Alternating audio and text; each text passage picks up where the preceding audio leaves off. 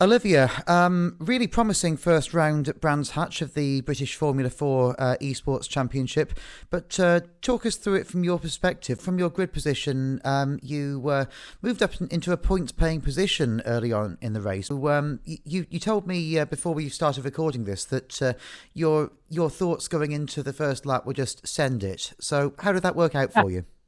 That was definitely not my actual thought. That was our qualifying times were definitely within the pack of the field, but I at least couldn't quite get that one lap hooked up, so it put us at the back. But I wasn't too concerned about that because, especially for the first race for me in the championship, it gave me an opportunity to settle into it and and do the opposite of send it really. Ease in, take that initial start at my own pace.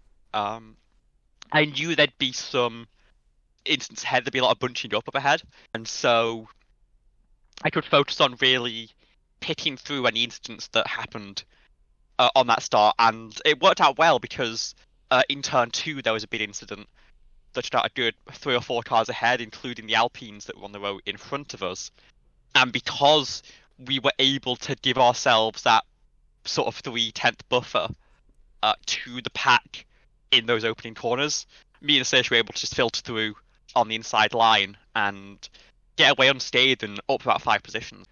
In race two, you got yourself into a points paying position. Unfortunately, there was an incident after that which meant that you were then out of it and had to get yourself back into it. But by the end of the race, you were indeed in the points. So, how much pride does it give you in the first round to be within the points? Yeah, so we obviously had a nice clean race in race number one, pretty uneventful, but it helped us. It helped me ease in and get a feel for the sort of racing and what I need to be doing. So we started up sort of further into the pack in race number two. I had that incident in the final corner, just trying to fight through on the inside of, I believe, a Williams driver. So that was frustrating, but definitely something to learn from, which is the important thing. And then, yeah, I was in 21st at that point, which was very frustrating because I knew it was points for 20. I could see the car ahead, the Checo Faro, was a little bit slow. I was getting about 10th or 2 a lap. I'm not sure whether damage was played a part in that, but at that point, I just need to focus back in on closing that 10th or 2 per lap, getting into the draft train, and then trying to find a way past. Yeah, with 2 or 3 laps to go, I had a really good run out final corner. I was trying to follow as close as possible, but I was able to hold the outside line there, carry the speed, and from there I was just trying to run away. There was pressure all the way to the end of the race, but from that mistake in the earlier run of the race, to be able to have that fight and come out on top in a really closely fought battle, that brought my confidence right back up.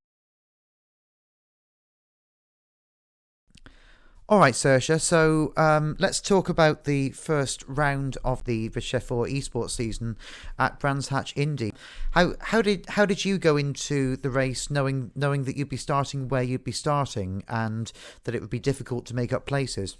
I kind of knew from prior experience in the series anyway that we would reasonably easily make up a lot of positions just from other people making mistakes and getting a bit too aggressive with each other and crashing out and that kind of thing.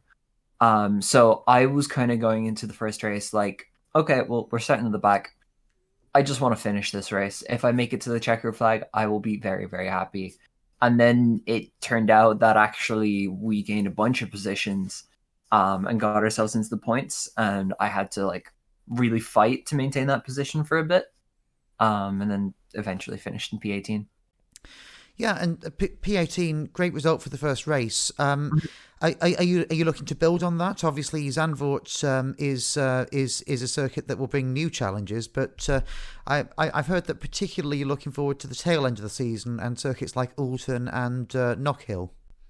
Knockhill particularly for me, yeah, because Knockhill is the track where I got my best finish in the series, P11, as well as just it's a track that I really like. If you want, we can talk about the incident that I remember the best, where I got tapped in the rear going into clearways and spun. Sure, let's do that. Let's try and drive to survive this. So if you could try and seem as angry as possible, considering it was a few days ago, then that might be good for footage. And like you can't bump and run. We're not racing ovals here. You can't bump and run in someone in F4. I don't know. But no, seriously, like so. Talk us through the incident from your own point of view. What do you think happened, and what do you think contributed to that? I mean, he had been fighting to get past me for a couple of laps.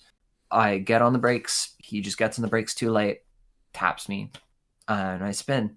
In F4 as well, you've got obviously some of the more promising drivers recruited by the F1 teams and F1 team academies competing against you. So how happy does it make you? How proud does it make you that you're actually competing wheel to wheel with them? Oh yeah, it does. Like kind of that's always been the thing with Prismatic. We always punch like way above our weight class, and like in this series we're doing the same. Like we're ahead of I think Williams and Alpine in the standings. Like this is a volunteer organization, and the fact that a volunteer organization is beating professional organizations with like affiliations with, as you say, like actual F1 teams, and like potentially the backing of like professional coaches and driver coaches and like the academies and stuff like that. I think it just goes to show like what a little bit of grit and a little bit of passion can really get you.